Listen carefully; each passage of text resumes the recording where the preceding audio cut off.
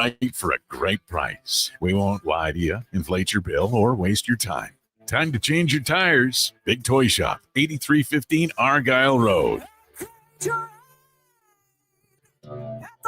780-298-2797.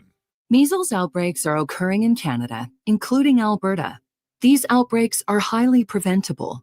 Measles is an extremely contagious disease that is spread easily through the air. The best way to protect yourself, your family, and your community is to ensure you are up to date with your immunizations. Don't get measles. Get immunized. Visit alberta.ca/measles to find out if you're up to date and what to do if you're not. A message from the Government of Alberta.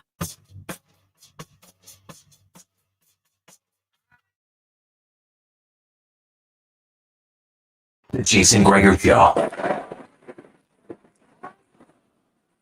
Went for the Kamloops Blazers, a long shot to make the club. Pass goals and back-to-back games. On Sports 1440.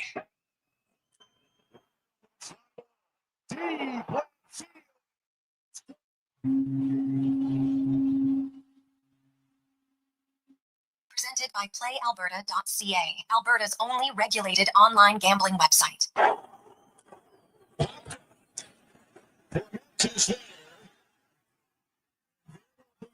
Seventh and deciding game in the American League Championship Series tomorrow night.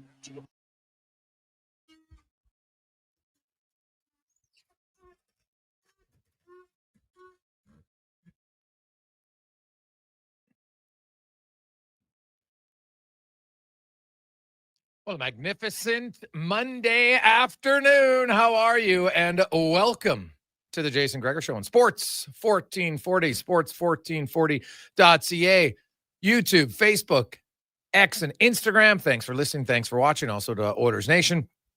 YouTube, it is a busy, busy Monday. Of course, it is Game 7, boys and girls. And who doesn't love it? Who doesn't love a Game 7 tonight, which has the Toronto Blue Jays' first Game 7 for that organization since 1985. Meanwhile, the Mariners, this is their first Game 7. They've never been this deep ever in the history of their playoffs. So lots to look forward to tonight. On the bump, you've got two guys who went head-to-head earlier in the series, Bieber and Kirby.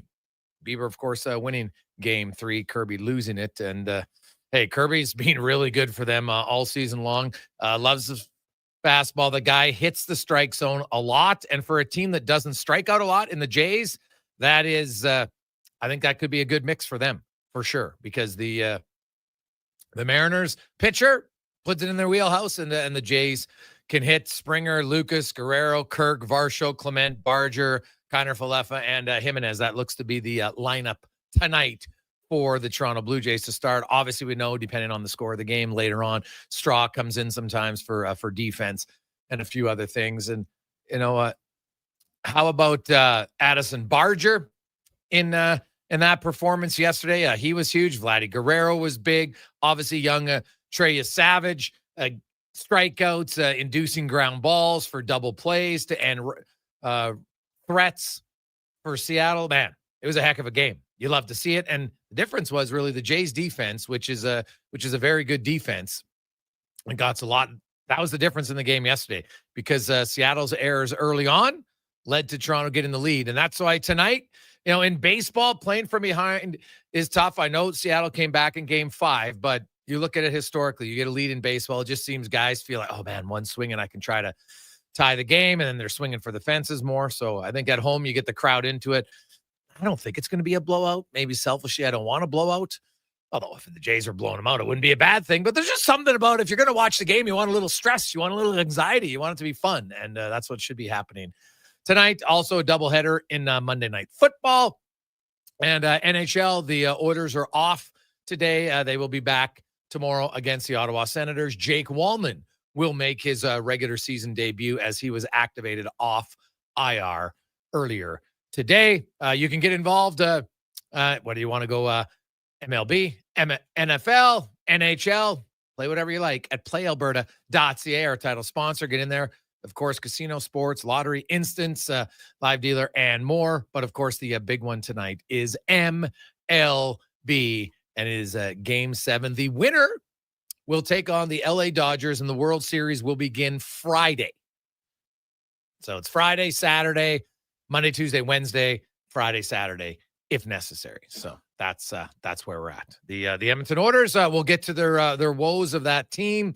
To me, it's obvious what's the main Achilles heel right now for the Edmonton Oilers. We'll see if people agree or disagree with me on that.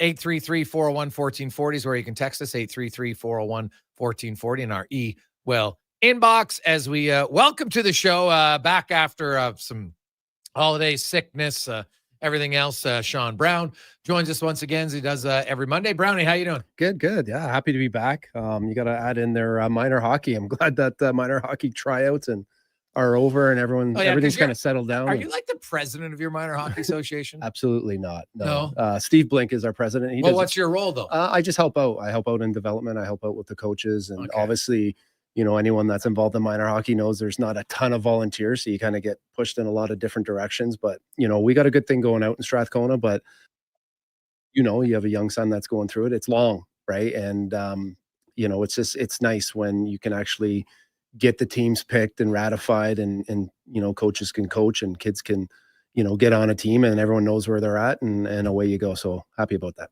Oh yeah, I can imagine. So are you ahead of the evaluation then?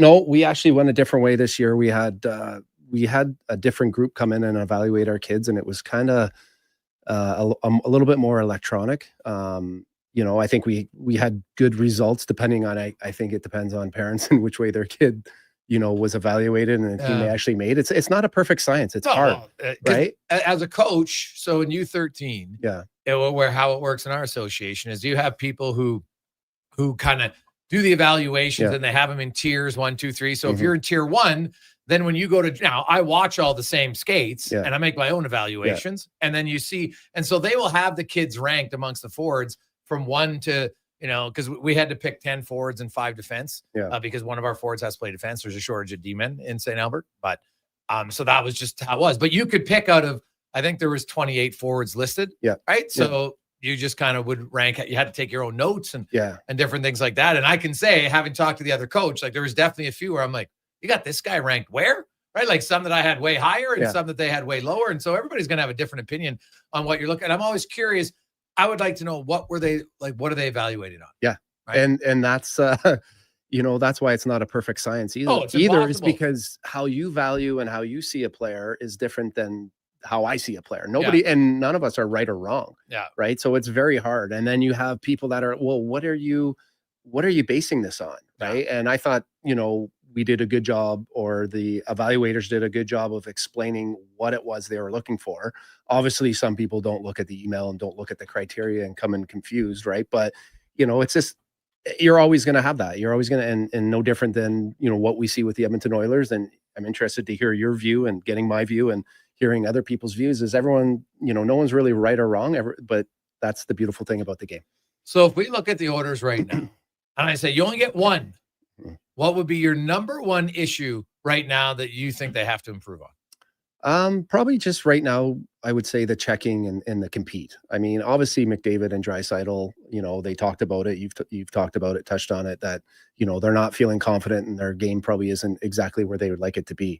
Having said that, I think there's a ton of opportunity for the bottom six. Right. I mean, you can see it with Knobloch and the fact that, he's shifting guys in and out of the lineup. He's moving guys, in different, throughout the lineup from, he's rotating his lines and trying to find some chemistry. So if it's me, I'm kind of looking at it being like, hey, you know what, there's an opportunity for some of these guys. They've played a lot of hockey. And to me, there's some opportunity for some of the role guys, right? Like when you look at Podkolzin, you know exactly what you're going to get. Right? High energy, get in on the forecheck. Obviously, that's why Draisaitl likes playing with him. But when you look at some other guys throughout their lineup, you look at, Frederick, or, I know Phelps scored a goal. He's got 2 goals. So he found a way to be impactful. But to me, there's opportunities for some guys to go in there and play heavy, hard, uncomfortable hockey and create a real identity for yourself. And I think when you do that, you're gonna like McDavid and Draisaitl for as good as they are, at different times throughout the season, we're so used to them picking it up and then them dragging the Oilers out of this. That's what's going to happen for sure. But I think what could speedy it up is the fact that some other guys play with a little bit more energy, create a little bit more identity, give themselves an opportunity to be an everyday NHL hockey player, and which will allow Draisaitl and those guys, right? It'll drag them into it. But right now, they're checking their willingness, they look like they're easy to play against. And it's just, do they have, like, when you think of Podkolzin, that's exactly who he is, right? When you look at some of these other guys, I don't know if that's exactly, they're in a role and they're trying to create, that identity line, with Frederick and Philp and Kapanen. But is that really, is that them? Is that really who they are? So it'll be interesting to see. I think there's an opportunity though for guys. See, to me, the number one thing, I think it's very simple. Their puck management has been beyond atrocious. From giveaways, you watch how many times you got it. This is NHL players.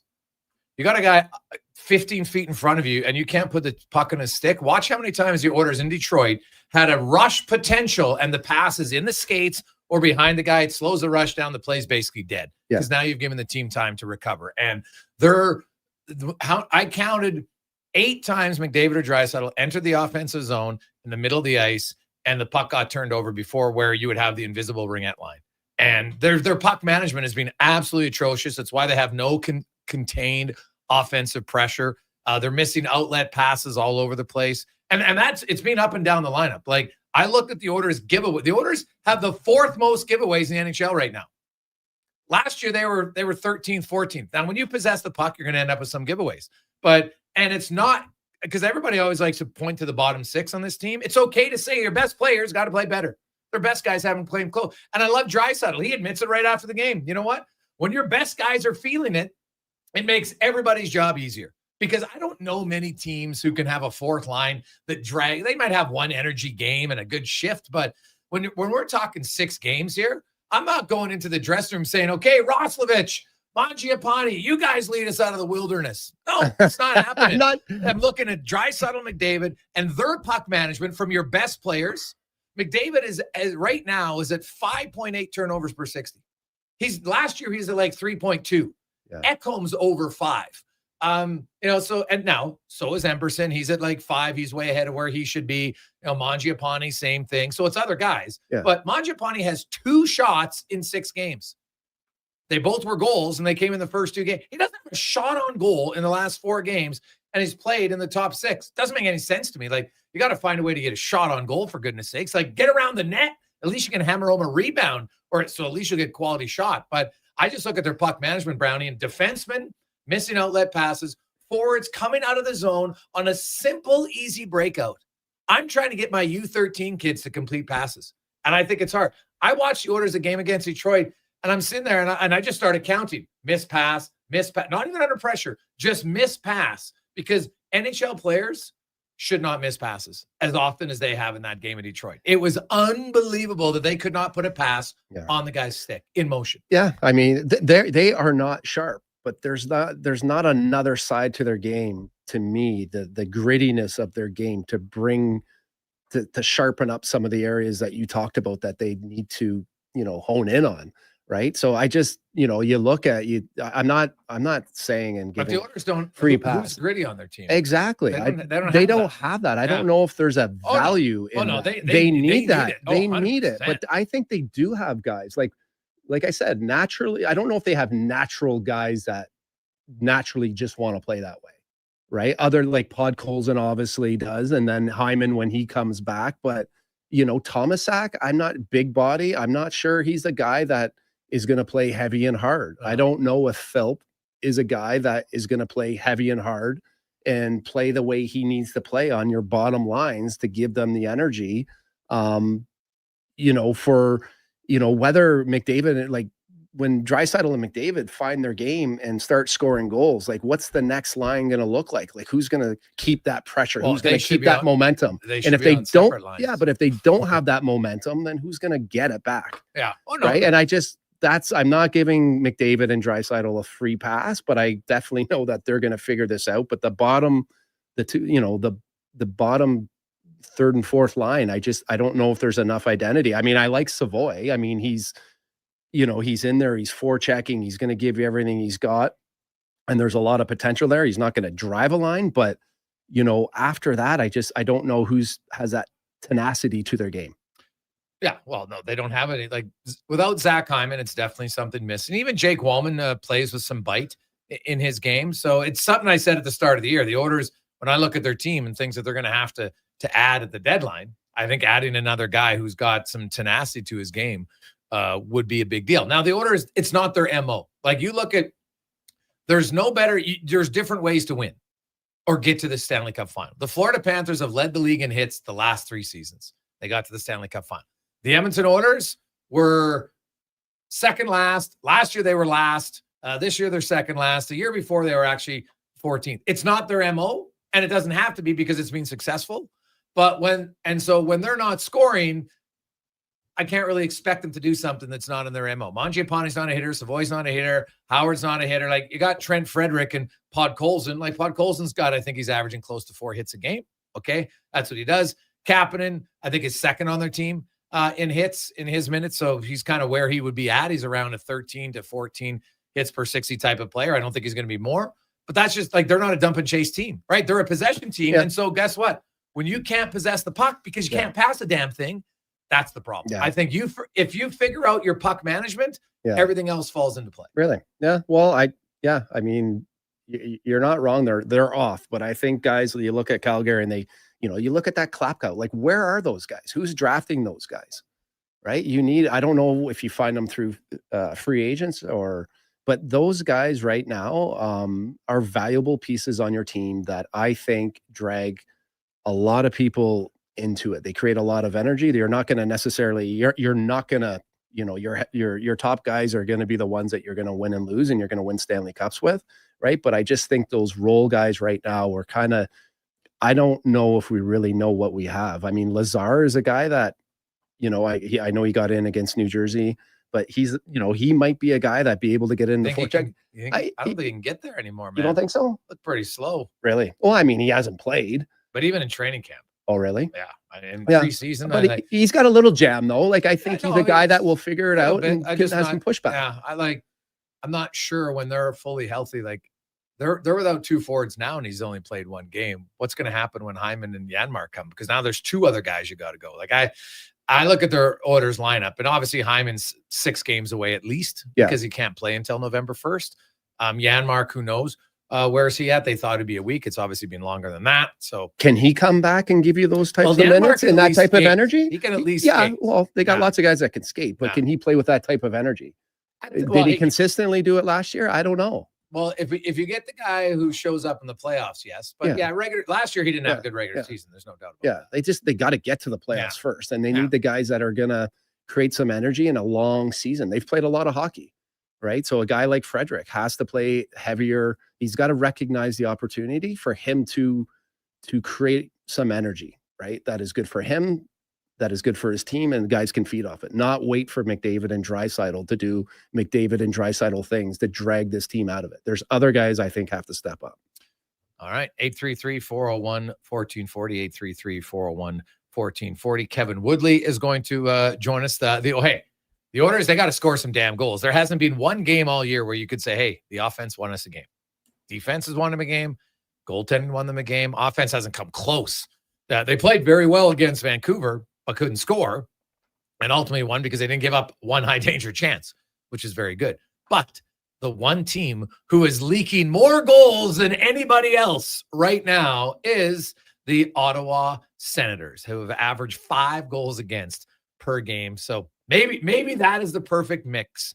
And the thing is, the Sens don't even give up a ton of shots, but their goaltending, we'll talk about it next with Kevin Woodley on the Jason Gregor Show, presented by PlayAlberta.ca. Get ready, Edmonton. Glow Christmas Festival returns to light up the Edmonton Expo Center from December 4th to 31st with dazzling activities for the entire family. Wander the glowing trails, meet Santa in his sleigh, and shop from over 30 local artisans and vendors with handcrafted gifts and holiday treasures perfect for everyone on your list. Get your tickets and learn more about what's on this season by visiting the calendar of events at edmontonexpocenter.com today.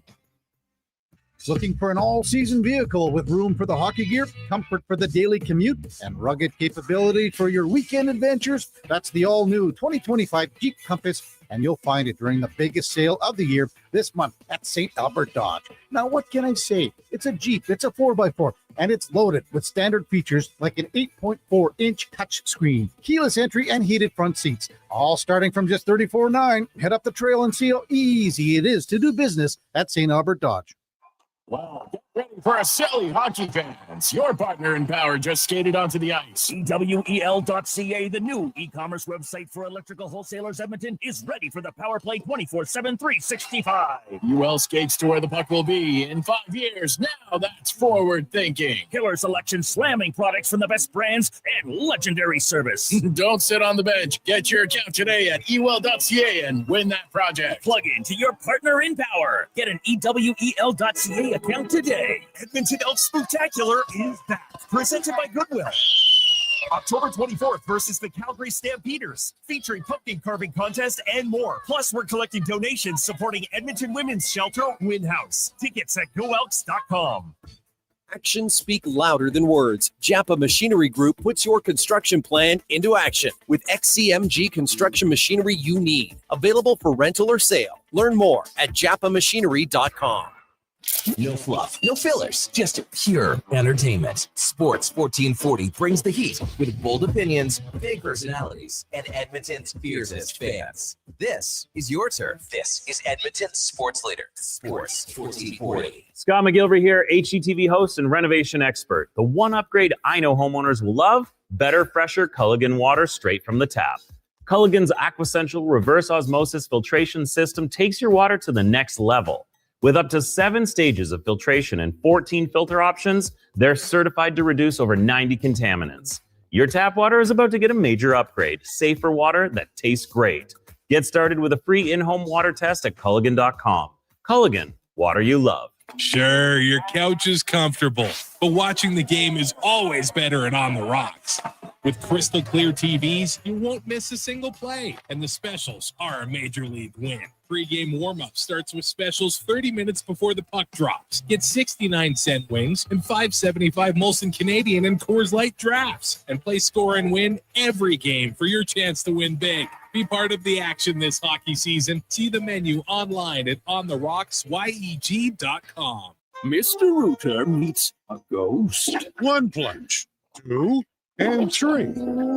A toilet clogged with a ghost? Man, I love plumbing. You're free now. I will never find peace. The clog is fixed, yes, but I have never trusted the sump pump. No problemo. Like a trick set. Now go to the light, you little scamp. Thank you, Mr. Rooter.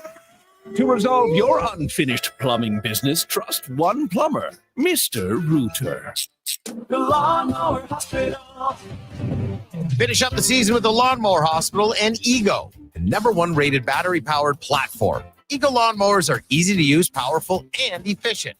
Transfer the battery to the pressure washer and clean the house. Don't forget the air blowers for when the leaves fall. Get Ego at the Lawnmower Hospital. Power beyond belief. Visit lawnmowerhospital.com. We're more than repairs.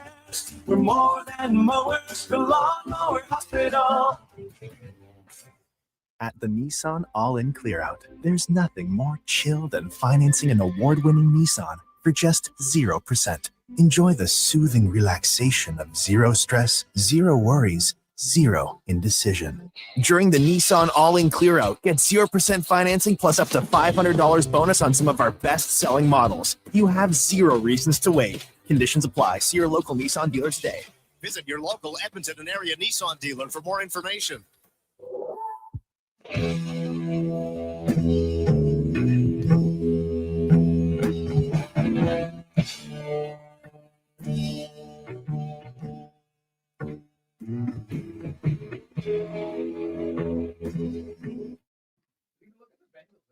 Portions of this hour brought to you by Crystal Glass, your clear choice for residential windows, locally manufactured and installed. Crystal Glass provides a beautiful product and incredible customer services for all of your residential needs. Call 310 Glass or visit crystalglass.ca for a quote. The Jason Gregor Show, the best of Edmonton sports talk and beyond. This is Sports 1440. Presented by PlayAlberta.ca, Alberta's only regulated online gambling website.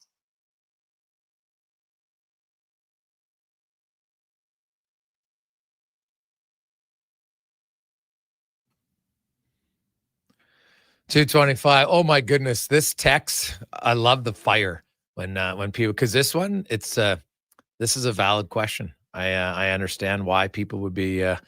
This comes from Andrew, 833-401-1440. Hey guys, I was feeling good about the Jays, but Vladdy just walked into the stadium wearing a Leafs Matthews jersey. Why on earth would he do that? The worst Game 7 player in sports history. You know what? He's not wrong on the last part. He's not wrong. Like, God, because if that rubs off on him, that is a bad decision. Like, somebody should have said, Vladdy, like, I get you're trying to show, it's energy and stuff, but Austin Matthews jersey, no, you can't do it. Like, that guy's Game 7 dud of duds. Hopefully it doesn't carry over. Hopefully it doesn't carry over because Vladdy's being unreal. Yeah. But if Vladdy goes over 4 tonight, damn well whose blame it is. 100%. If he goes 4 for 4, does Austin Matthews absorb some of that? No, Austin Powers. Matthews better go out and be wearing a Vladdy Guerrero jersey doing stuff. He might have to go grab the jersey that Vladdy wore into the stadium and say, hey, Vladdy, can I please have that jersey to wear in a game? Yes. Yeah. So we'll see. But that is awesome, Andrew. It's very true. I just saw that. Actually, I see someone online. There's like, this is like wearing a Biz Nasty jersey to a spelling bee competition.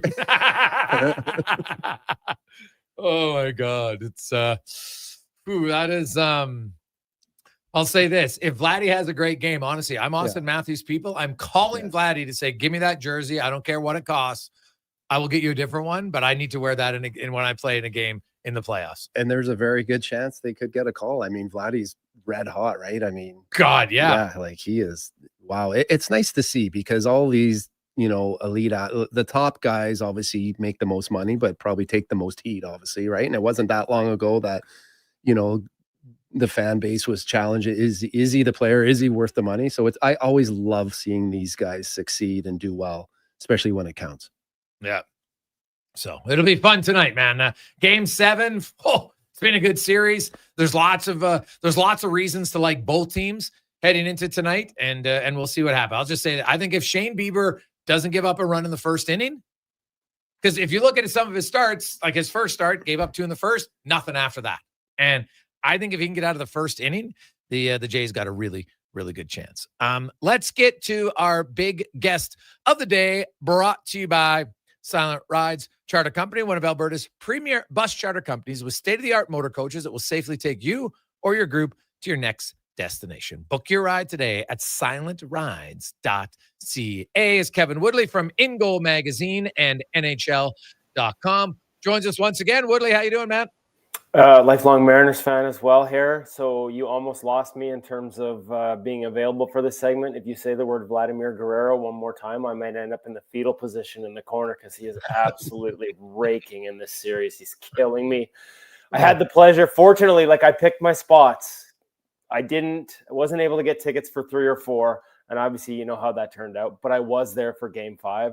I got to witness, that's the biggest, people forget. Being a Mariners fan, and I grew up playing ball in Washington State, so that's where the roots of this are. Okay.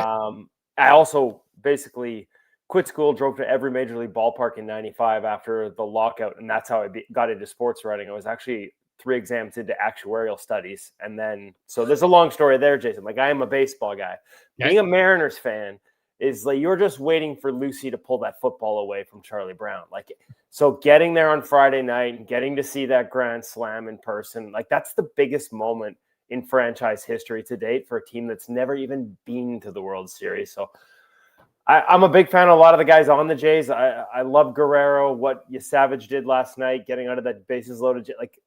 It's great. I get it. But for me, I got to stick with the team I grew up supporting. So this is a little nerve-wracking tonight.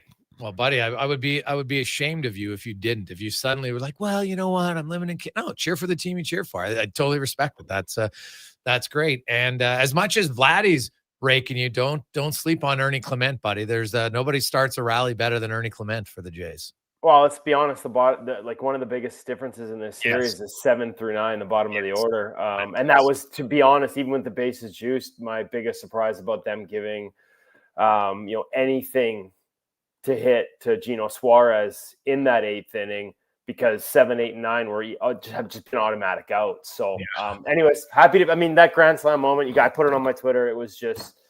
The vibes were immaculate. Let's see if we can bring a little bit to the Mariners tonight. Well, it should be a good game tonight for sure. Let's get to a few things. The Edmonton Oilers, their puck management isn't great. They can't score to save their life early on this season.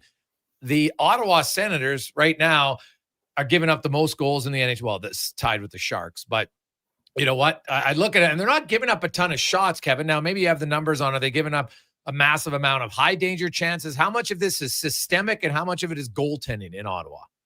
It's a little bit of both. I would say it's mostly systemic. They are defensively one of the worst teams in the National Hockey League. It may not be on volume, Jason, but on quality. 5-on-5 expected goals against, they're 28th in the National Hockey League. Yeah. Rush chances, they're 26. Like they're and that's high danger. They are bleeding high danger chances off the rush. We've talked about this so many times, like giving away the easy goals.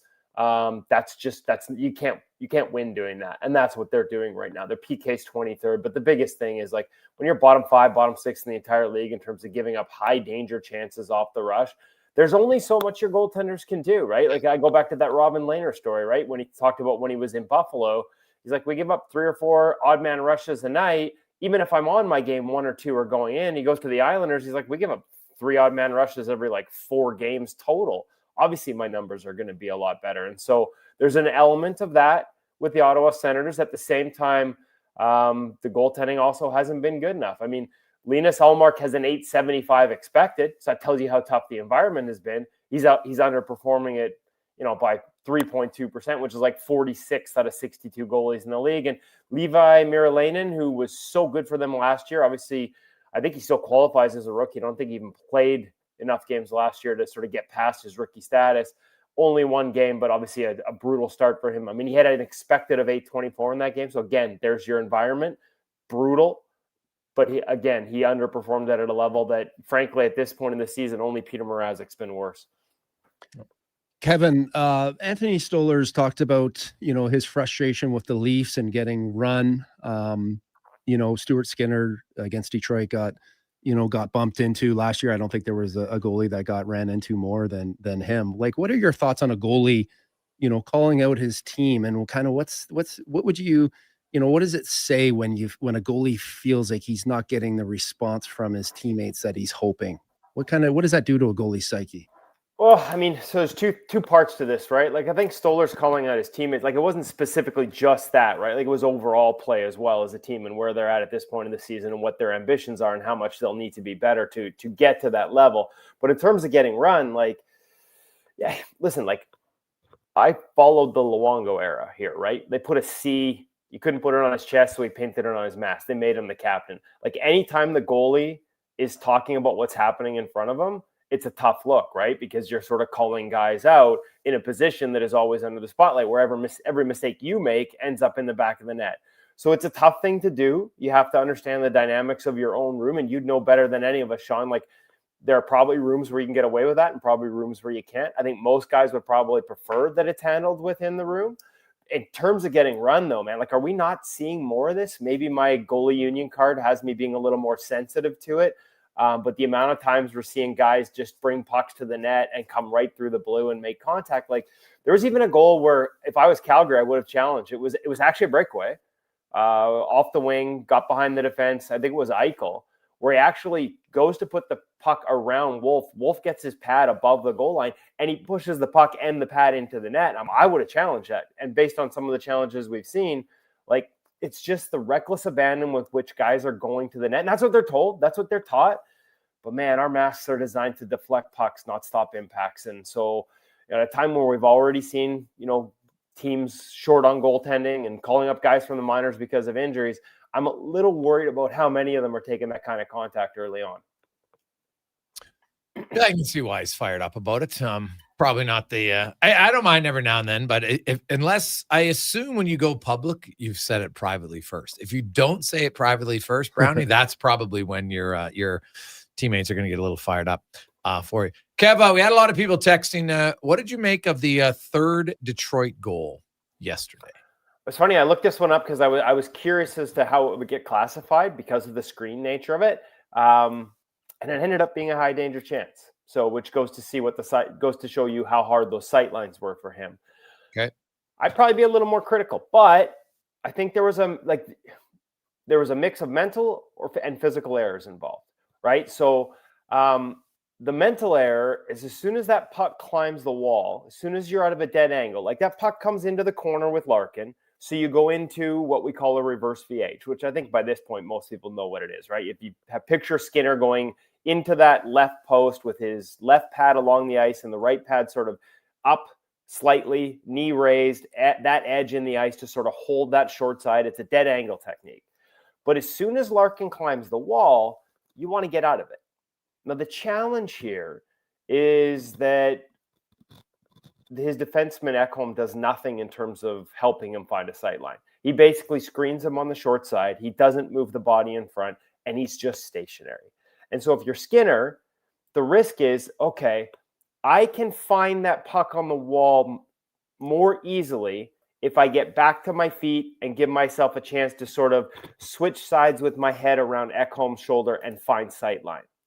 The risk is, as soon as you get up, you're susceptible to exactly what happened.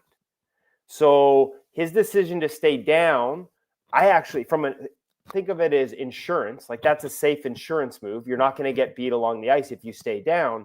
It makes sense. A lot of coaches, as soon as that puck starts climbing the wall, they want you up. They want you back to your feet. And if he gets up earlier, maybe he finds sight line and he can get back to the ice. But there's a hesitation there, right? So now Larkin's got his head up. He throws one at the net. I'm not sure if you guys saw this, but to me, this is where the physical part comes in. If he just stays down there and hits his left pad, goes back into the corner, yeah. Even if Detroit grabs it, we start again, right? We start up the cycle again. If you noticed, he slipped against the post. His pad comes off the post and slips into the net. And to me, that's a physical mistake. That's an execution error. That's something where I'd even almost want to look and be like, hey, like, how are we doing our toe ties up here? Do we have enough of a gap between the bottom of our pad and the skate of our pad to keep that seal tight and not have that slippage? Because it really shouldn't happen unless he sort of tried to get up and got caught in between. And there you're into that tough decision-making process. That shouldn't happen. And so once he slips into the net, I think that's why he got up. Is because he had slipped and he felt he'd lost that short side coverage. And it's just a case of terrible timing because the puck's already en route and it looks horrible. But I think so to me, it's, do you get up earlier and find the puck? And if not, you have to be able to hold that you have to be able to hold that technique, hold that short side, hold that pad along the ice. For whatever reason, he wasn't able to. And that's where, all those snowballs I just talked about, they piled into one big one and caused a goal that, at the time of the game was and just the nature of it, the way it looks, kind of a backbreaker. I'm glad you broke that down because I was watching it and Sportsnet had a great view behind the camera in the net there. And I felt the exact same way. I know nothing about goaltending, but it did seem like to me, he did, miss his push. And it was kind of odd that his pad was so far into the net there. But overall, what do you think of his game? It hasn't been a lot of games, obviously, with the new goalie coach, and everyone's talked about him losing weight, and it's a different season. What have you seen, and how do you feel? How would you evaluate him right now? It's funny because I said, and it was good, Jason. We said this last week, right before the shutout game, that I liked it. Like I didn't mind his game at all. His numbers are just a hair above expected. So, at a time right now, there's a few more goalies than when we talked last week. There's only 30 goalies in the league that are outperforming their environment, and he's one of them, right? So is he near the top of that list right now? No. But he's outperforming his environment. He's better than expected. When I look at how he's performing from an eye test standpoint, like you're basically talking about that mistake, and they'll have broken this down, whether it's a mental mistake of not getting up sooner or the physical mistake of losing that control against the post.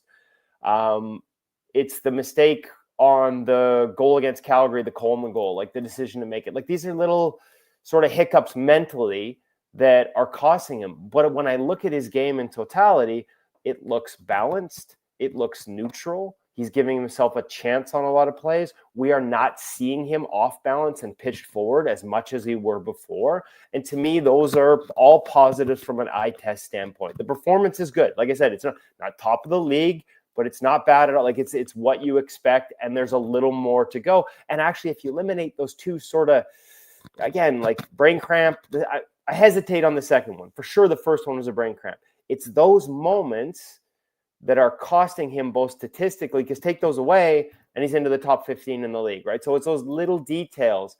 But overall, as I said last week, I kind of like where his game is at. It just looks cleaner than it has in the past. And he's giving himself a chance to make saves. He's not taking himself out of plays off the rush with excessive depth. He's not scrambling around his crease. And part of that is the Oilers with a good defensive environment. Don't put him in a position to. But I just like that even when he's in recovery situations on his knees, there's a lot less swinging back and forth. It's just push and go and stop. And there's a good control element to it. I also think his butterfly looks a little wider. Like, I don't know if that's a biomechanical thing. I don't know if that's work he's done in the summer. I don't know if that's the pads or maybe the weight loss. But he looks like he's got a little more flair to his butterfly, which is allowing him to make those side-to-side pushes from his knees without having as many wild swings with the upper body, staying in one piece as he goes east-west. All of those are positives. And when you look at that, I think more of the results would follow. And like I said, outside of the two little brain cramps, the results have been really good. Kevin Woodley from Ingo Magazine, NHL.com joins us. Kevin, I know I asked you to track because we talk a lot about the goaltenders numbers, which is valid, but also I was talking about the orders in the offensive zone. And they're like, they got some of the highest offensive zone possession time in the league and, all these other numbers. I'm like, yeah, but it's not leading to any goals. And now I think their puck management, especially against Detroit, was ridiculously bad. They missed passes all over the ice, but like offensive zone possession time is great. But if it's not leading to a lot of really high danger chances, and I know because you gave me some numbers on, the difference of when you have a screen or a layered screen. And if you have a shot from outside the slot, you got like a 1.3% chance of scoring.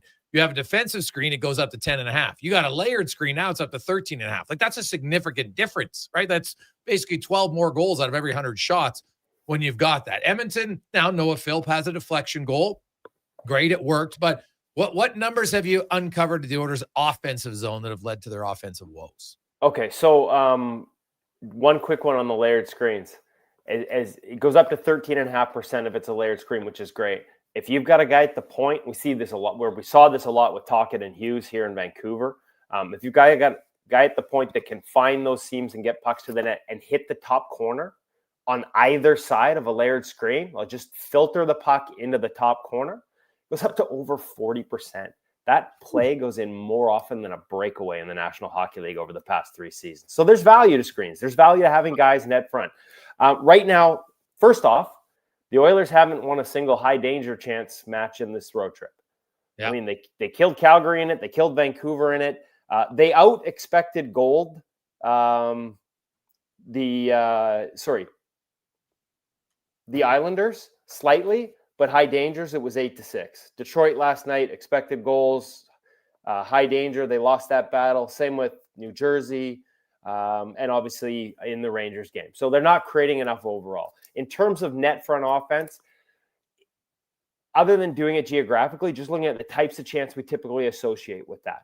So screens, offense overall, in terms of expected goals, chances created, 18th in the National Hockey League. Rebound chances back on net. So it's one thing to generate a rebound. It's another thing to be able to get to that puck and create a second chance, and that requires getting it on net. Dead last in the National Hockey League.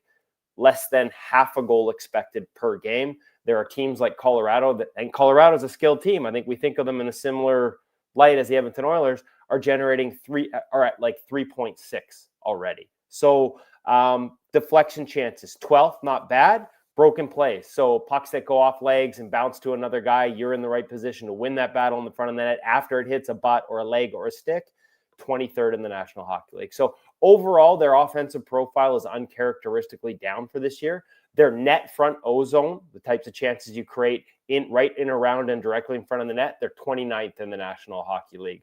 And overall, like expected goals for 5-on-5, 27th and 28th off the rush. So they're not generating anything sort of in how we think of them as an offensive profile team in terms of rush chances. They're 28th. Net front, they're 29th. None of these add up to positive results. And we're sort of seeing it ever since those first 2 home games, especially on this road trip, where they're sort of losing the expected goal in high danger, battles on a nightly basis. Yeah. Well, I appreciate the numbers because it matches exactly what I felt. This team is not generating enough. The, dead last and generating rebounds on goal. I like that. So there's a rebound there, but if you get the rebound chance, but you don't get a shot on goal from it, it doesn't really do you much that you created a rebound chance. You got to get a rebound that leads to you getting a shot on goal, because I know you've talked about that anytime you get the goalie moving off of a rebound, your chances of scoring increase. That used to be like the bread and butter, like that power play, right? Like that, create a scramble, create a broken play, know exactly where Leon is, who hits the net from a dead angle at an unprecedented rate, and just funnel it to him. Pass off a rebound's a 65% chance, and nobody did it better in the National Hockey League than the Oilers when they were up a man. So we haven't seen as much of it. Listen, let's be honest though. These are all categories, as we discussed them, that Zach Hyman is elite at. Right? Yeah. When you lose a guy like that, and there's screens. To me, screens are really interesting because it's not just about going to the net. It's about going to the net with a purpose. And that doesn't mean just determination to win a battle to stay there, because it's not as hard as it used to be, right? You aren't basically getting the other guy's wooden stick tattooed into your lower spine like you used to. I'm not pretending it's easy, but it's not as hard as it used to be. It's more strategical. It's about knowing what lane the other team's trying to take away and making sure that you're managing your screens to force the goaltender to move out of the lane he's supposed to be in by the system.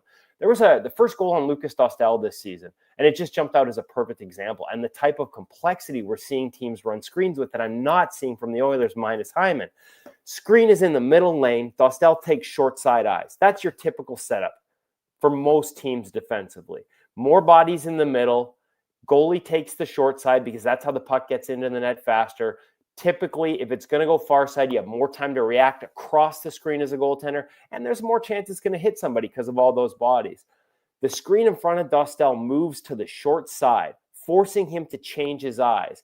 As he does, they shoot. Now, as a goalie, I know what they're thinking because we do these breakdowns every week. The goalie's like, okay, the screener's moving to the short side. I got to get eyes on this. I got to relocate my sight line. But I don't have to worry about the puck going in short side anymore because his guy's in that lane. He's not going to hit his guy. It was almost perfect. As soon as the shot's on the way, that guy goes from short side. He basically pulls himself out of the way right to the post and vacates exactly where his defenseman shot the puck. The complexity with which teams are utilizing traffic in the NHL today is off the charts. It's the hardest thing for goalies to defend right now, especially young goalies in the league, to figure it out at this level when you see these plays being run like this. And we just aren't seeing enough of it from the Oilers so far this season. But like I said, Zach Hyman, I talk to goalies around the league. He is a guy that they isolate and talk about how well he manages their eyes when he's in front of the net. And that's something that I do think it's a lot harder to replace than people might realize.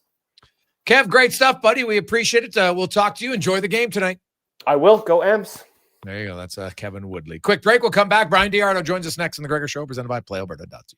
You've probably heard the term supply and demand. Something is needed and someone supplies it. We're GS Construction, and we're in the supply and demand business with you. Edmonton and the surrounding area continue to grow. Infrastructure has to be continually replaced and upgraded to keep up with demand. You see it with new buildings and new roads, but what about below ground, where all sorts of pipes bring you water and take wastewater away? That's where we come in.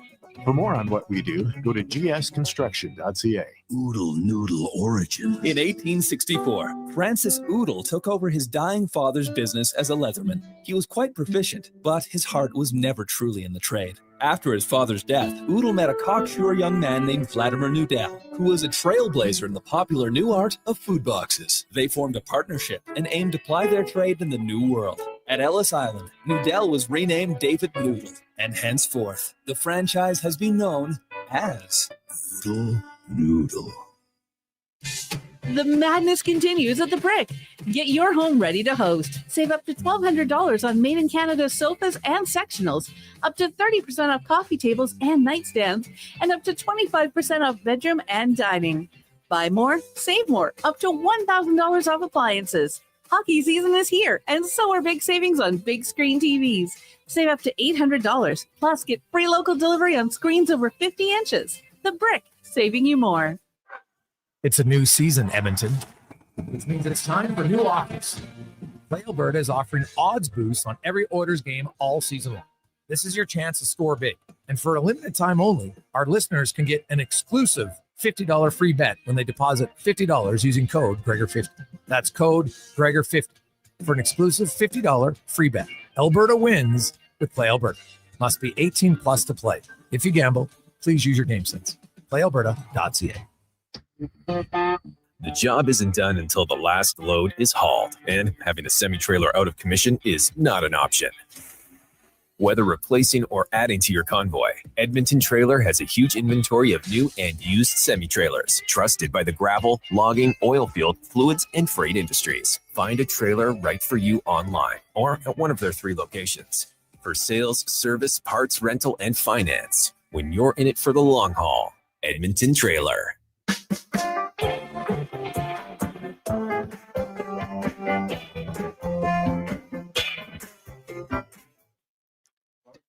Portions of this hour brought to you by Japa Machinery. Japa is digging deep on their 50-year history of supporting Alberta's construction industry with their line of special edition blackout excavators. Visit japamachinery.com for all the details. The Jason Gregor Show, the best of Edmonton sports talk and beyond. This is Sports 1440. Presented by PlayAlberta.ca, Alberta's only regulated online gambling website.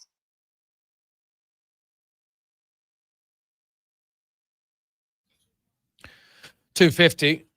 Welcome back, Jason Gregor, Sean Brown, Connor Halley with you. Sports 1440, sports1440.ca, YouTube, Facebook, X, and Instagram. Thanks for listening. Thanks for watching. And of course, it is Game 7 tonight. MLB fans, Jays and the Mariners. Also NFL, another doubleheader in Monday Night Football. We'll get to that in our football report brought to you by Legacy Heating and Cooling, home of the no payments, no interest for 1 year on your furnace. Don't wait till the conk's out.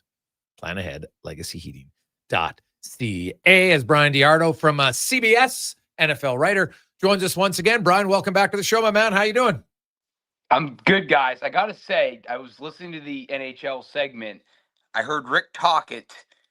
I'm a Penguin fan. That took me 30 years back, 30 plus now, to the 92 Stanley Cup winning team. So I didn't understand anything else you guys were saying, but I think, I know you didn't have me on to talk hockey, but I will say, find me a hockey team in NHL history that was better than the 92 team the Penguins had. Look that, I mean, I know you guys know, but like they had Mario Lemieux in his prime, Jaromir Jagr, who was like 20, Ron Francis, who's the assist master, Barrasso, who's just put in the Hall of Fame.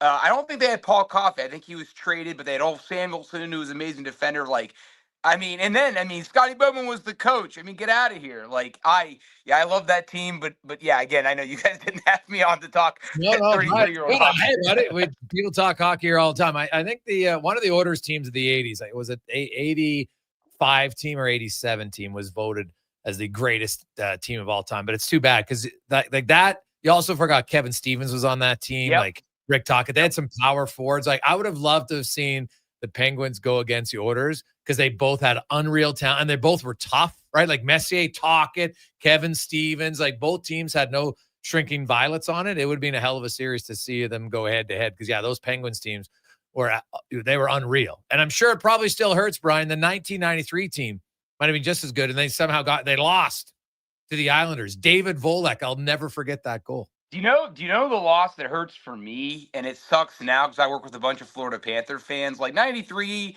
it hurt, but like we just won 2 in a row. So like, I don't know. 96 Game 7 to Florida, just because they threw the Rats, and we knew we were better. And that would have been against the Avalanche with Waugh and Sakic. That would have been an all-time final. But I'll never forget before that game, Jaromir Jagr said he doesn't even like playing in Game 7s. And I just remember my dad sitting there like, what kind of attitude is that? Like, that's not what you want to hear from your second best player. And yeah, I mean, that loss still I have not gotten over and probably never will. Yeah, no, that's fair. That is a tough one for sure. The NFL. Now, the Indianapolis Colts, they look really good right now. But are the Kansas City Chiefs Are they back to being the best team in the league again? What do you think? I had to watch and sit through that game yesterday against the Raiders. That was like, I can't even compare it to any, like, it was like watching a varsity scrimmaging a JV. Like, it was bad. I mean, the Raiders were a no-show, but the Chiefs made them look that way, right? That's a great question. I think the Chiefs are still the measuring stick in the AFC, and I think what you saw yesterday was a reminder of how great Patrick Mahomes is when he has his full complementary of weapons. Like, yesterday was the first time ever that Rashee Rice and Xavier Worthy, I believe, or no, Hollywood Brown. First time Hollywood Brown and Rashee Rice were on the field together ever. So, like, we had never seen that before. And then Xavier Worthy, obviously, they still have him, Travis Kelce. I think, to me, the two big things that make the Chiefs the best team still in the AFC, never mind Mahomes and his receiving core, the running game is back. Isaiah Pacheco, he wasn't the same after he got hurt a couple years ago. He wasn't the same back last year. It seems like now he's back. They're amazing still with Kareem Hunt and him working in tangent. Hunt's more of the short yardage back. They are unbeatable. Everybody talks about how great the Eagles are in the tush push. The Chiefs are just as good in short yardage situations, and no one's really talking about that. And that defense, again, is great. Chris Jones is great. They have a really good secondary nobody ever talks about. So, no, I think they're still the best team in the AFC. And, yeah, the Colts are awesome. They would give the Chiefs a heck of a run. But, no, I still like the Chiefs against anybody else in the AFC.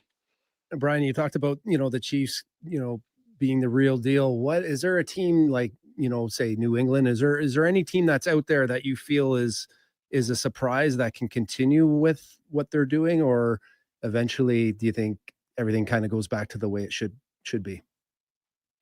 I mean, I don't see anybody beating the Chiefs if they're at their best. I don't, especially if they have home field. I don't see it unless you can apply pressure on Mahomes and you can keep their offense off the field. And I think, there's also, as we all know, there's the element of the intangibles of leadership and been there before, right? So if you're going to beat the Chiefs in a high stakes game, like the Bengals did 4 years ago, and they're the last AFC team to knock the Chiefs off their perch, they showed moxie that was above their weight class. They acted like they had been there before when they hadn't, and that was a lot of Joe Burrow and the confidence that he fed to his teammates in the above the neck game that he played in that game. I don't see another team being able to do it. Maybe the Colts, but can they put pressure on Mahomes? Can they keep them off the field? I don't know if they can do that just yet. Maybe the end of the season but no, the Colts are going to be here for the long run. I'm sold on them. They're not going to go anywhere. I think New England will make the playoffs. I think they're a very good team. I think they'll make it over the Chargers, but I don't see them being able to compete with the Chiefs. I think the only teams in the AFC that I see being able to give the Chiefs a game are the Bills. Obviously, they're not going anywhere. We all know that. Maybe Denver, but I just don't think they have the defense, and I still don't love Bo Nix. So, I still think I see Denver's going to continue on this run. I think they're going to make the playoffs. Same thing with New England. Same thing with Buffalo. Then, yeah, obviously the Colts and the Chiefs are going to continue to run as well. Teams I don't think will sustain it. I mean, the Chargers are in some trouble, and I don't see them making the playoffs. Pittsburgh might make it just from the standpoint that division's terrible, and I don't see anybody else making it in that division. But the Chiefs are still, again, they're still the team to beat. And through 7 weeks, I don't see another team that I would pick beating them in the playoffs in Kansas City. Brian Diardo joins us from CBS talking NFL. And you mentioned the Broncos, just an unbelievable comeback or just a terrible collapse by the Jets. Depends which way you look at it. But, that was huge for them. We got 2 games tonight in the NFL. You have Tampa and Detroit with Philly, definitely 2 of the top 3 teams in the NFC. Who do you like tonight? And is Tampa Bay still maybe underappreciated for how good their season's been? I don't think so. Down here in the States, it's being talked about a lot. So I think they're getting their due. And I think people are considering them as a upper echelon NFL team right now. I think they lose tonight for a couple of reasons. A, it's in Detroit. I think home field advantage in these primetime games is significant. B, the Lions almost never lose 2 games in a row. They're coming off a tough loss. Dan Campbell is really good at getting them back up and going. And 3, Tampa's just been dealing with so many injuries. And you got to think at some point these injuries are going to lead to a loss, right? And I love Baker Mayfield. Listen, anytime Baker Mayfield's playing, people should watch. I love Baker Mayfield because the one thing I hate about the NFL today is this whole risk averse. We don't want turnovers. I mean, I'm from the 90s. I remember when quarterbacks would throw 16 picks of the year and you wouldn't think anything of it. Now you would just freak out and all this stuff. Like Baker plays that kind of old school gunslinger style that I love as a spectator. So, but I just don't see them winning. Both teams are very even on paper. So when that's the case, I usually will give the edge to the home team, especially with Tampa's injuries. That puts it over the top. Not to mention, they have the running game combo of Gibbs and Montgomery that really gives them an edge in this game. What about the Seattle-Houston? Like Houston, I think a lot of people like their 2 and 3 starts a disappointment for them. Where do you make of these two? And is this like if Houston has any hopes of making the playoffs, they got to win tonight, don't they? Seattle doesn't do this tonight, I would be surprised. They should hammer Houston tonight. I don't see Houston winning this game unless they can stay on the field on third down, which is they've really struggled with this year. They've got to possess the ball. But Seattle is 5th in the league in scoring offense, 6th in scoring defense. They're 8th in the red zone in both offense and defense. So, like, if there's one issue with Seattle, actually, ironically, it is on third down. So if Houston is going to win this game and steal it, is possessing the ball on third down and getting Seattle off the field. The way they can win this game is you've got to get Sam Darnold into third and long situations. You do that and you can pressure him, you can win this game. But again, I think home field on primetime games is significant. And I think Seattle's the real deal. I really do. And a lot of people don't like Darnold because of what happened in Minnesota, what happened in New York. But I really like him. And I think Smith and Jigba's a great receiver. He's up and coming. All these Ohio State receivers are great. I really like Seattle. And I think their second-year head coach is doing a great job. No one's talking about the Tampa Bay being underrated. Seattle's coach is so underrated, I forgot his name right now as we're on the air. So, like, case in point, but like McDaniel or McDavid or McSomething, but he's McGood, whatever he is. But I think Seattle's going to win this one easily. I'd be surprised if they don't. Mike McDonald, Brian. Case. There you go, McDonald. I knew it was a McSomething. McLovin, McDonald, McSomething. Hey, it's all good. It's all good. Lastly, when you look at the overall, and we're getting closer to the midway point of the season, and you start to see kind of where teams are at, but no one's really like jumped off the page. The Bills have lost a team that people wouldn't expect them to do. Like the Colts being 6-1, they're good. Like the Eagles are 5-2. It's a good record, but it's not like crazy record. Is it parity, or what do you make of the fact that like there doesn't seem to be 2 or 3 like clearly heads and shoulder teams above everybody else like we've seen the last few years? That's a great point. So where I sit is I think there's too many really bad teams. Like, I think that's the NFL's biggest problem because the NFL really wants parity. And I agree, like, there's no kingpin, but there's really bad teams. Like Miami is a cesspool right now. It's just if you're a Dolphin fan, there's no reason to watch any more of these games. The Browns don't care about winning. They just traded their week 1 starter to a division rival. Like, that's a huge red flag for the NFL from a competition standpoint. So I think that's the NFL's biggest problem. Like, I think as far as like teams, I mean, I really do. I think the Rams, and I can't do it right now, but if I sat down, I could sit down right now and say, okay, I think these are if you told me right now, pick 10 teams that are going to win the Super Bowl that have a chance, I could write that. And I could eliminate 20 to 22 teams right now. So, like, I do think that there's like 10 teams that have separated themselves. But I think the NFL's biggest issue is there's too many teams right now whose seasons are effectively over. The question is, how do you fix that? I don't know, because the NFL is set up for parity, just like most leagues are, not Major League Baseball. So I don't know the answer how to fix that, but there are too many bad teams. I will say my main issue with the NFL, among several, it's too much set up on quarterback success. That's the one main issue I have. And if you don't have an elite quarterback or at least a Pro Bowl level guy, you're set failure. And I think we've gone too far away from the running game in the league, and I don't know how to fix that. But yeah, the main issue, of my opinion, what the NFL has is they've got to figure out a way to get rid of these Miamis and Clevelands and teams that clearly aren't in it, and we're not even at Halloween yet. Brian, great stuff, buddy. We appreciate it. And somewhere someone will set up a fantasy game, 92 Penguins versus the 87 Oilers. It'll be a hell of a series. I'm here for it. Sounds great, guys. Awesome. Thanks, man. Have a good one. Thank That's you. Brian Diardo from CBS Sports. Let's get to the Con Man and a Sports 1440 update brought to you by Loca. Your next dinner is ready with Loca Quality Market and their gourmet meals. You can choose from over 200 chef-prepared meals. 2 locations. Stop in right now. Edmonton or Sherwood Park, or go online. Unbelievable selection and lots of healthy food. Loca.ca. This is the Sports 1440 update. Game 5, the LCS goes tonight out in Toronto. Mariners and Blue Jays. First pitch just after 6 o'clock. Winner this one, of course, taking on the Dodgers in the World Series. We'll have that one for you here on Sports 1440 starting at 6 o'clock. In the NHL tonight, you've got the Wild in New York taking on the Rangers, Flyers hosting the Kraken, Sabres, Canadians, Jets up against the Flames, and the Hurricanes in the Sin City. And Week 7 in the NFL wraps up. Doubleheader starting in Detroit. Lions host the Bucs. Then at 8 o'clock, you got the Texans in Seattle. The Montreal Alouettes have signed GM Danny Machocha and head coach Jason Moss to 2-year contract extensions, keeping Machocha and Moss through the 2029 and 2028 seasons, respectively.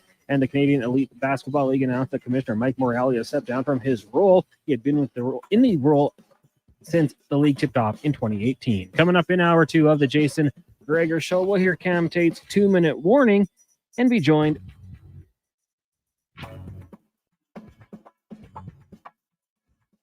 and we'll talk some hockey with Dan Rosen from NHL.com. I'm Connor Halley. This has been a Sports 1440 update. 1440, a Stingray radio station broadcasting on Treaty 6 territory. Download the free iHeartRadio app and listen to CKJR wherever you go. Sure, your couch is comfortable, but watching the game is always better and on the rocks. With crystal clear TVs, you won't miss a single play, and the specials are a major league win. Pre-game warm-up starts with specials 30 minutes before the puck drops. Get 69-cent wings and $5.75 Molson Canadian and Coors Light drafts. And play score and win every game for your chance to win big. Be part of the action this hockey season. See the menu online at ontherocks.yeg.com. Edmonton Elks Spectacular is back. Presented by Goodwill. October 24th versus the Calgary Stampeders, featuring pumpkin carving contest and more. Plus, we're collecting donations supporting Edmonton Women's Shelter Win House. Tickets at goelks.com. You've got a go-to coffee spot. A trusted Well, magnificent Monday afternoon. How are you? And welcome. There's only one name you need, Mr. Dirk. Family run since 1939. We're experts in crafting impeccable tailor-made suits and offering a wide variety of everyday styles. Pair that with personalized one-on-one fits. My goodness. And the convenience of on-site tailoring. Mr. Dirk elevates your style game. Visit our Edmonton store or explore MrDirk.com. Score big. It's next in the Gregor Show, presented by Play Alberta. A Saskatchewan boy who grew up loving and playing sports. At least we think he. Welcome back, Jason Gregor. Listen to Kevin Carius weekday mornings from 7 to 11 on Edmonton's home for sports. Sports 1440. Legacy Heating and Cooling is the #1 furnace replacement company for zombie hunters. Those who know their old decrepit furnace passed away years ago. Its decaying husk shuffling around now as the furnace. Legacy Heating will send your undead furnace to its grave, replacing it with no payments and no interest for 1 year. Protect your legacy from the beast in the basement. It's time to destroy the furnace of the dead. Legacy Heating and Cooling. Whoa, who turned off all the lights? Experience the new charcoal menu at Booster Juice. Charcoal menu? Introducing the Eclipse Smoothie, Blackout Booster Mixer, and Midnight Booster Ball. Where's that voice coming from? Dark and delicious, made with activated charcoal. Can we please turn the lights back on? Sorry, I'm just excited about the new charcoal menu. Wow, that is good. Right? Available now, only at Booster Juice. Action Electrical's projects team takes the field, folks. ready to execute the entire play for new commercial builds. Absolutely. They're masters of design, build, sketching strategy from initial blueprints to core electrical infrastructure. The team never misses on complex projects. Known for handling big league constructions and major renovations, ensuring flawless execution, hire the Action Electrical team to bring home a win for your project. Visit actionelectrical.net. This hockey season, before every game, check out the pregame show with Andrew Walker on Sports 1440. It's brought to you by Titan Supply, your only source for rigging, lifting, and hauling products. Visit titansupply.ca.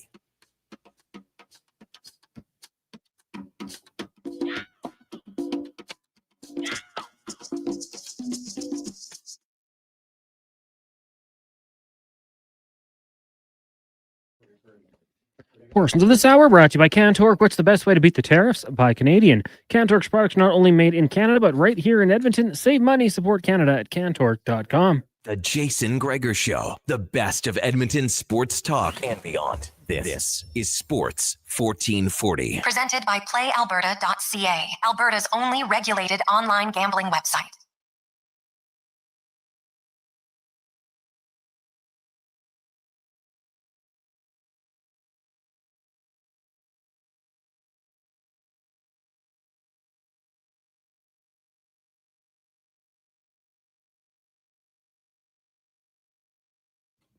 Just after 3 o'clock.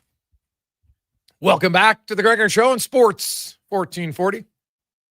Sports1440.ca, as well as YouTube, Facebook, X, and Instagram. It's the Gregor Show. Always brought to you by our title sponsor, PlayAlberta.ca, where you can get in the game. Tonight, the Blue Jays, slight favorite, at home tonight against the Seattle Mariners. Is Vladdy going to go deep? Is this going to be a low-scoring game? Man, they have the over it. The line's at 7.5. Whew. That is game 7. Are they going to get that many runs between the two teams? Like, you know, it's got to be like 5-3, 6-2, 7-1, something like that. So that's, geez, I might, and I hate the unders. Everybody who listens to my show knows that, but we actually had our Play Alberta pick of the day today. Hey, baby, it's game 7. You're going with the hometown team. Take the Blue Jays. Actually, I'm taking the Blue Jays to win by 2. So there you go. That's our pick of the day at PlayAlberta.ca. So good luck. How can you not go for them? I know we got a lot of text about Vladdy wearing a Matthews jersey that might not be good. But hey, you know what? Maybe Vladdy is so powerful, it's not going to matter.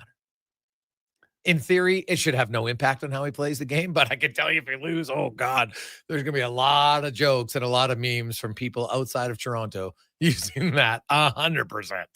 I actually we had a U9 coaches meeting tonight we were supposed to have, and I told my wife, I was like, we need to change this, right? It's game 7. It's the Toronto Blue Jays. Yeah. Like, people are into this. And she's like, they're not really into it, are they? Not like the Oilers. I'm like, absolutely. Yeah, my son's actually annoyed. We have a hockey game tonight, and he is just like, Dad, what time's the game at? I'm like, 6. He's like, what?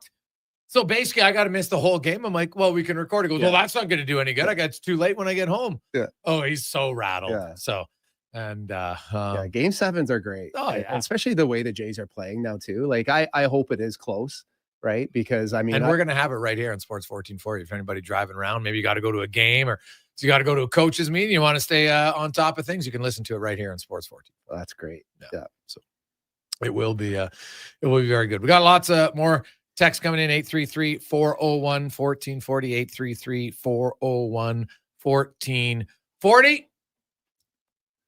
833-401-1440. Got some lots of text. Hey guys, I have to, I can't believe I'm saying this, but I agree with Gregor and disagree with Brownie on this one. I think puck management over grit.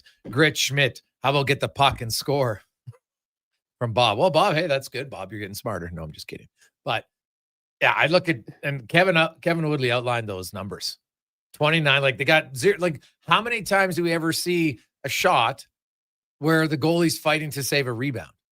Right? Like, they're 29th in getting a rebound and then having a shot on goal from that rebound, specifically 29. But do you not have to stick around in front of the net? Which Well, no, is that's grit. my point. But that is grit. Yeah. Like, well, they Well, don't. that's they part don't of it. need the Oilers right now. Do not need linesmen in their games. Like there's no reason. There's That's a very there's fair no point. scrums. They Oh, don't have to God. break up anything. Like, it's a one thing to be there. It's another thing Yeah. to stick around and feel comfortable being there and look at some other guy. Look him in the eyes. Create a scrum. Yeah. Like, when's the last time that the Oilers Initiated. reacted from Yes. and as you said, like, initiated a scrum? It's all right now. Their game is very reactionary, right? And their willingness to get pucks back, and the details and checking with their feet, having a good stick, finishing their hit isn't as close as what it is when they play other teams. And they're getting obviously everyone's best game, right? So there used to be a time where the Oilers would play good teams and it was a measuring stick for them to kind of see where they are at. Now they're the measuring stick for everyone. These young teams like Detroit with young players, like everyone, they're getting everyone's best game. Yeah. I hear that, but sometimes I'm like, you know what? They've been slow starters. They did lose the cup last year. I looked at the history. I don't care if it's Edmonton, other than Boston Bruins in 2020, every team who's lost the cup, Brownie, none of them have won even more than half their first 10 games. So, yeah. So I get it. There's a little bit of a hangover there, but I watched the way the Oilers are playing and the fact they're 28th off of the rush, that's what they're built for. Now and you know where that goes to puck management. The reason they don't create any chances off the rush, go back and watch the Detroit game and see how many times, like, I couldn't believe it, because right now I'm really focusing on in practice on our teams. You guys, if you can't complete a pass in practice, it's really going to be hard to do it in a game, right? You got to focus on it. Take pride in your passing, put it on the tape.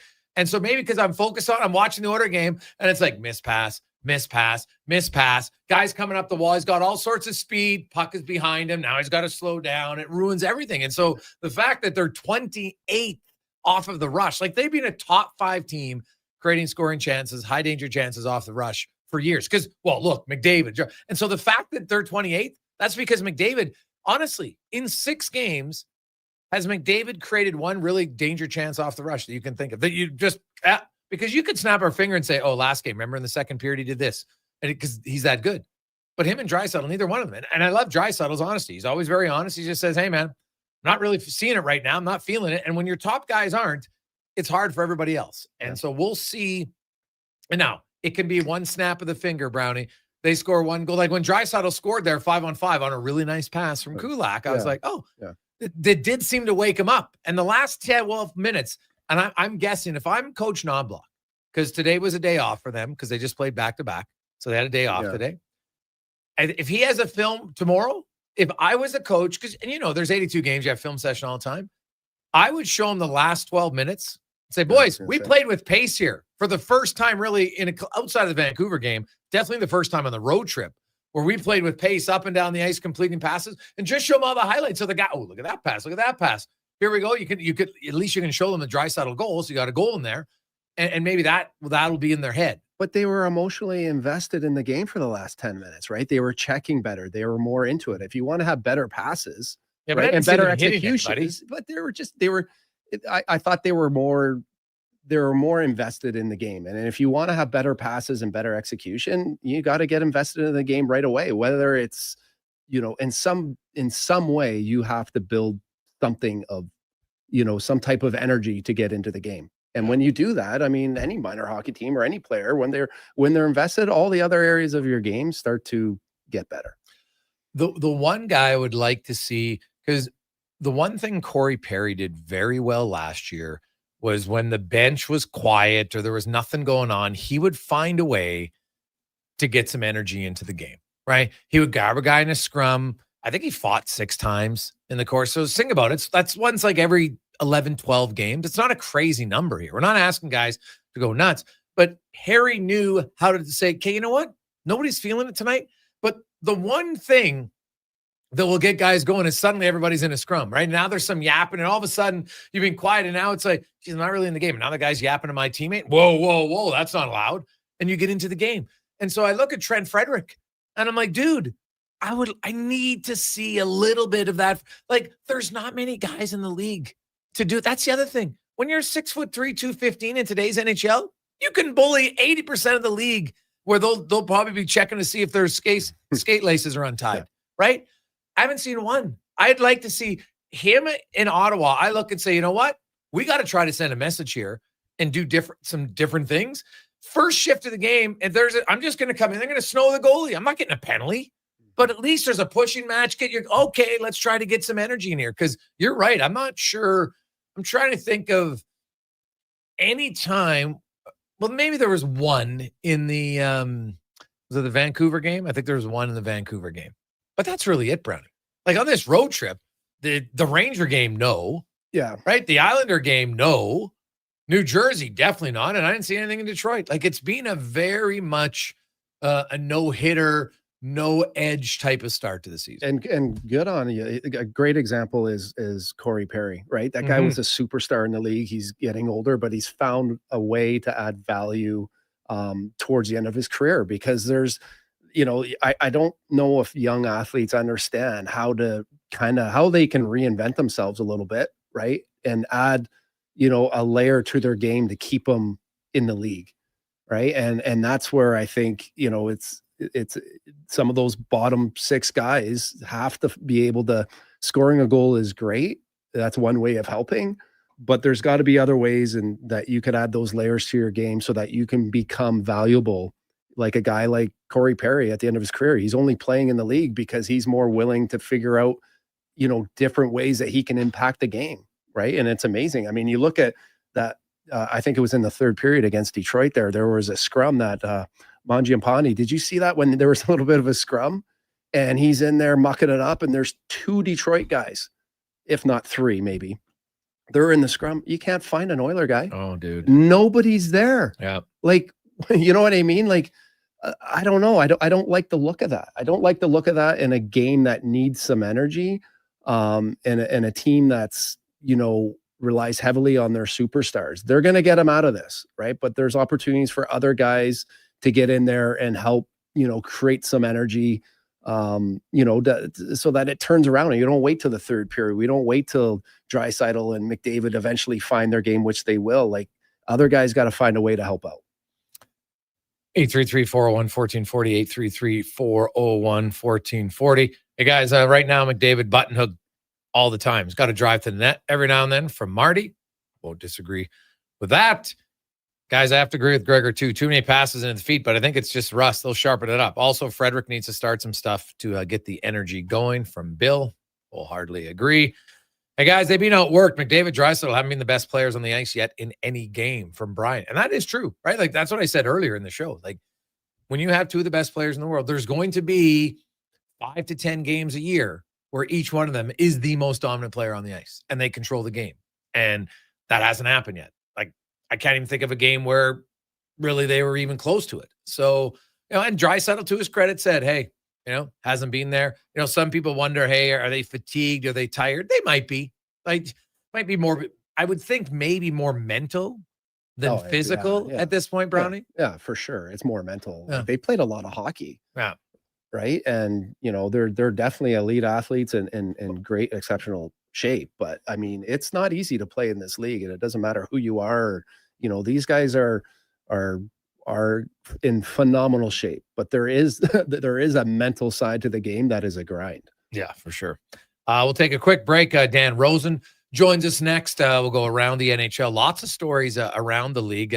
Bad news for Vegas. Mark Stone, if you saw it, he's off to an unreal start, but he is out now week to week. That's the new injury report in the NHL, because week to week can literally be 2 weeks up to 10 weeks. We've seen it all. But bad news for Mark Stone. What about Anze Kopitar? The Kings are reeling already, and Kopitar is out.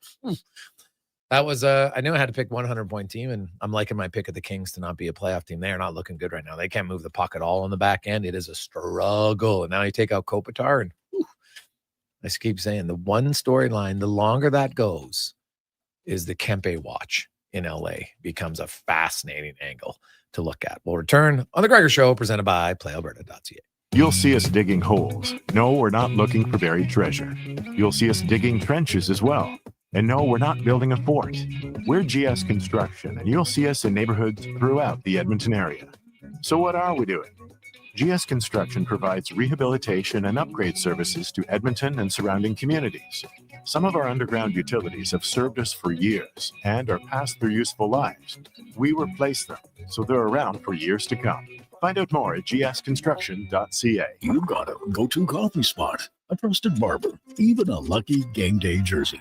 But when it's about looking your absolute best, there's only one name you need: Mr. Dirk. Family run since 1939, we're experts in crafting impeccable tailor-made suits and offering a wide variety of everyday styles. Pair that with personalized one-on-one fittings and the convenience of on-site tailoring. Mr. Dirk elevates your style game. Visit our Edmonton store or explore MrDirk.com. Score big on style with Mr. Dirk. I'm Gene Principe for Legacy Heating and Cooling. If you need a furnace this Halloween, it'd be a grave mistake not to Call Legacy. Call Legacy. Need repair? Re-vampire your furnace. Just Call Legacy. Call Legacy. Legacy has a skeleton of furnaces in stock. Call Legacy. Call Legacy. Plus no interest and no prints of payments for 1 year when you buy with Legacy Heating and Cooling. When pumpkins glow and night turns chill, there's one fall treat that fits the bill. A pizza shaped like a jack-o'-lantern with smiling pepperoni pattern. Thin golden crust, so cheesy and tasty. Get yours now, better be hasty. It's only around for a limited time for a spooktacular price, $17.99. Better ingredients, better pizza, yes, it's true. Papa John's Jack-o'-lantern Pizza is coming for you. Spookily and proudly locally owned and operated. Got a car you're ready to part with? Find out what it's worth. Fast, easy, and totally free at Go Auto. We're talking top dollar trade-ins, whether it's a little worn or still rocking that new car smell. Just a few clicks, and boom, you've got your value.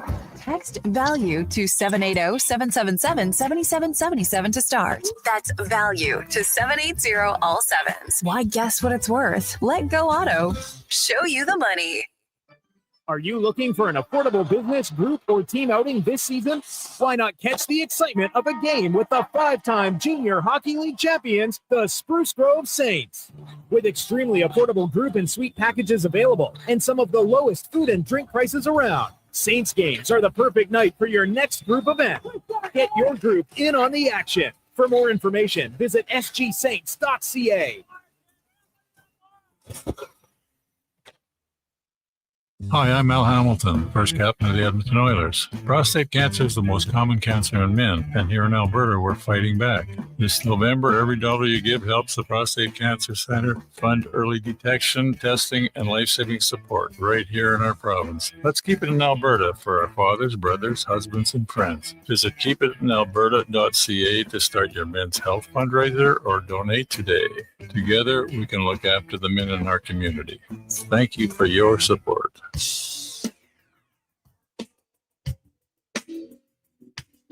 A Monday warrior me.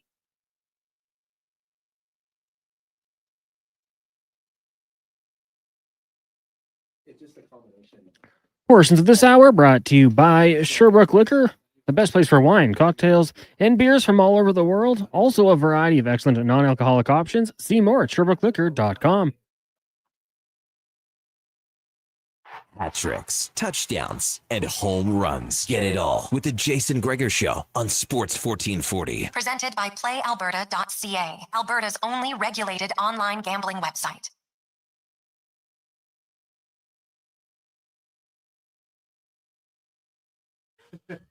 .327 Sports 1440, Sports 1440.ca. How are you? Jason Gregor, Sean Brown, Connor Halley. It is big game day tonight. Game 7, the Jays and the Mariners. You can listen to the game right here at the conclusion of our show. First pitch will be at about 6:08 Edmonton time.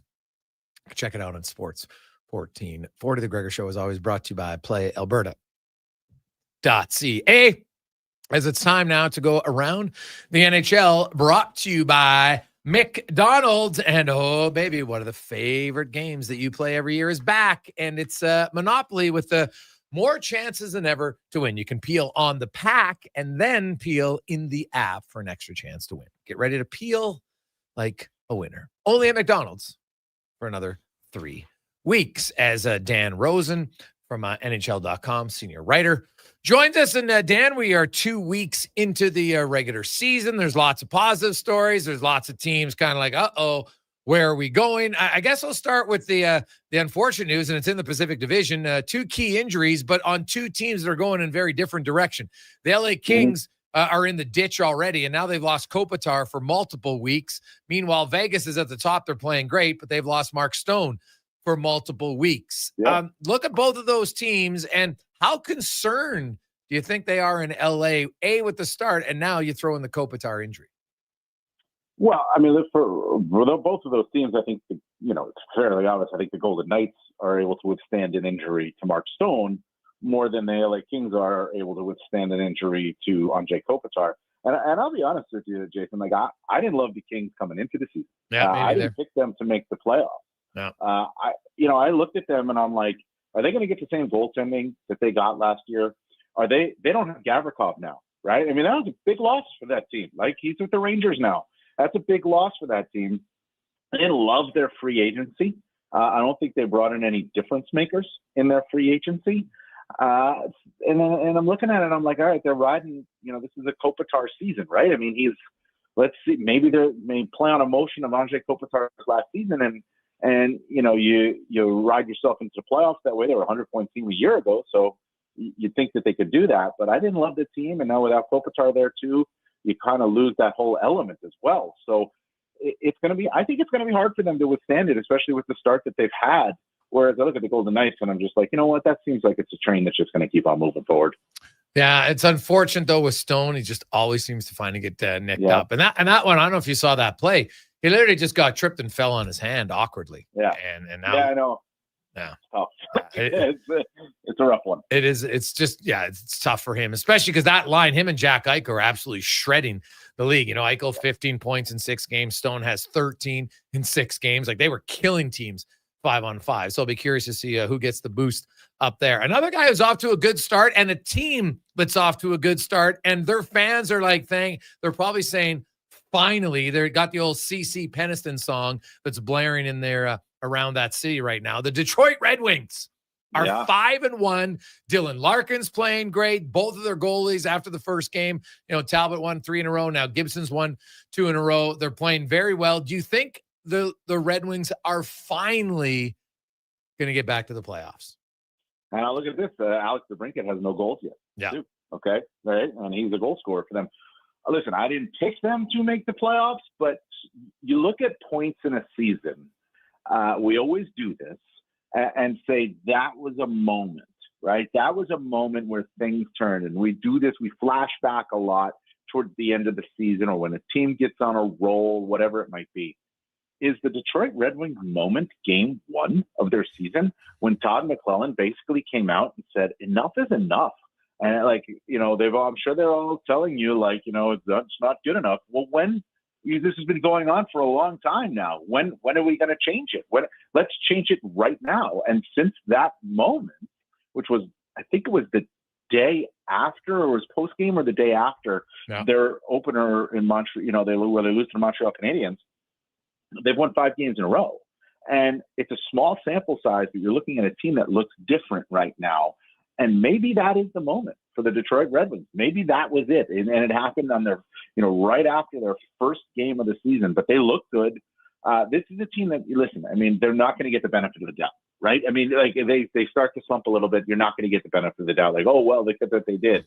They've got to continue on. They're not going to win every game that they play. So they're going to go through hiccups, but they've got what they need to do, and they're doing it. All of these teams that are sort of in that middle, right? The ones that are trying to get out of it and fight into it, you need to get off to a good start. Well, here you go. Build yourself a little bit of a cushion. And that's what the Detroit Red Wings are in the process now of doing. Doug, with it being an Olympic year, in the Olympic management staff watching for different players, is there anyone, I know it's early, but is there anyone that's maybe looking like they might play themselves onto the roster that you've seen? It's funny. Somebody brought up to me the other day, look at Matthew Schaefer. Like, could he? No, I don't believe he's on Canada's list. So I don't think he can. So I don't think so. The guy I'm looking at, and I was looking at him before the season, is Clayton Keller. To me, Clayton Keller, He wasn't on the Four Nations roster. Then he goes to the Worlds with Team USA. And I mean, he was probably one of the last cuts for the Four Nations roster, but he goes to the Worlds and he's the captain of Team USA, and they go and win it for the first time in 92 years. And he has 10 points in 10 games. And now you look at him, he's got, I think it is 6 points in the last 2 games. The Utah Mammoth looked pretty good. Yes, it just so happens I have a story on Clayton Keller coming out tomorrow, by the way, on NHL.com. But so that's why his name came to mind, however. But I still think he's the one I looked at the start of the season, before the season. Like, this guy is the guy that I think, you remember at the Four Nations, Team USA had guys like Brock Nelson and Vincent Trocheck and Chris Kreider, and all were worthy. I had no issues with any of them. But now as you look towards the Olympics, maybe you're looking at some other guys as well. And Keller being one of those guys. And I think another one is Cole Caulfield too. I mean, Cole Caulfield, 5 goals in 6 games right now. Dan, there's a few different new coaches, Quenneville, Foote in Vancouver, Sullivan with the Rangers, and Dan Muse with Pittsburgh. Is there anyone in this early season that you can is there any of the teams that you see playing a little different, taking a different approach that you like? Well, I like what I've seen from Pittsburgh. It's very early, but it goes to, 2 things. Number one, it goes to show you that Sidney Crosby can be really good in any situation. Okay, which is not surprising. But I think the mentality there in Pittsburgh has been good. Like, there's energy when I thought that there wouldn't be. And how long does it last? I don't know. But Dan Muse is there. He's known for being very loud in practice. I remember, listen, the last 2 years he coached, it was an assistant under Peter Laviolette with the New York Rangers. And I saw a number of their practices. And the one voice you hear booming all the time was Dan Muse. So he's active, he's energetic, and this is his first chance too as a head coach. And I think not a lot of people looked at that hire and was like, oh, blown away by it. If they were, it might have been in the wrong direction. But he's a solid coach for a long time now that's getting his first chance. And I like the energy that they've had there in Pittsburgh. And listen, Mike Sullivan, the Rangers are snake bit. Okay, like they're trying to score their first home goal tonight. Right? I mean, they've been shut out in 3 games, but they're generating chances. They're generating high danger looks. They're getting them. And they finally broke through in Montreal the other night where they won the game and they came back. And maybe that carries into their home schedule, but they're playing a style that is conducive to winning. Last year, they were playing a style that was conducive to losing. Just the way they were playing. And now it looks like they're playing more of a winning style. The question is, do they have enough finish on the team? And are they deep enough to where they have enough finish? And so far, that's been that was a question going into the season. And it's, 7 games into the season for them. It's played out that way. But 4 goals the other night against Montreal, finally broke through. Panarin at 4 points. Let's see if they can carry it into a home game tonight against the Wild and finally score their first home goal of the season. Are you a believer of either the Canadiens, the Penguins, the Kraken, or Canucks? I'm a believer in the Canadiens. I wasn't at the start of the season, and I know we're only, a couple weeks in, but they were a team that I looked at in the entire offseason and through training camp and the preseason schedule and all that. And my thought on them was they caught fire after the Four Nations last year and rolled with it and maybe took 2 steps ahead of where where we all expected them to be and maybe where they should be. And then they get in the playoffs and they gave Washington fits, but they lost in 5. And I thought to myself, maybe this is the type of team that they take a step back this season to take 2 steps forward. Like they all start to learn and understand of what it's like to be a playoff team and what it's like to be a team that teams are getting up for, right? In the past couple of years, they haven't been that team. And I thought to myself, that's where they'd be. Well, I think I'm wrong. Okay. I mean, it's only 6 games into the season, but I mean, you can admit a mistake when you make one, and they look exciting, energetic. They have a go mentality. I think they're going to be fighting for a playoff spot all year long. I don't think they're ever going to be comfortable, but I think that they are a team that will get in again. And they look to me like, I mean, I think they're so well coached, and they look to me like a team that's got a ton of energy, and now it's putting it, carrying, but what they did at the end of last season into this season instead of taking a step back after what they did last season. Then when you look at Stoller's comments with the Toronto Maple Leafs about getting run, I was talking earlier with Kevin Woodley, and I feel like Stuart Skinner last year, had his fair number of guys crashing the net, running into him. Do you think this is something that the league might need to look at and address, or is this something that each team needs to address individually to try and get, a level of respect back from players?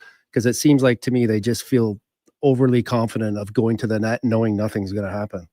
Well, I mean, I think that's on the team than it is more the league. I mean, as long as it's within the rules, and sometimes, those can be debated if you want, and we can have, you can have that debate on every instance that you see it.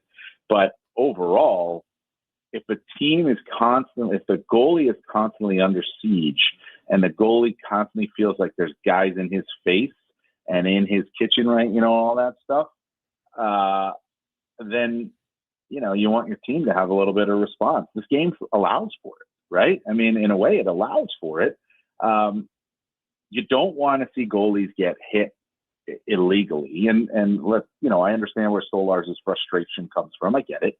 But I think the league looks at it. I think they look at it all the time.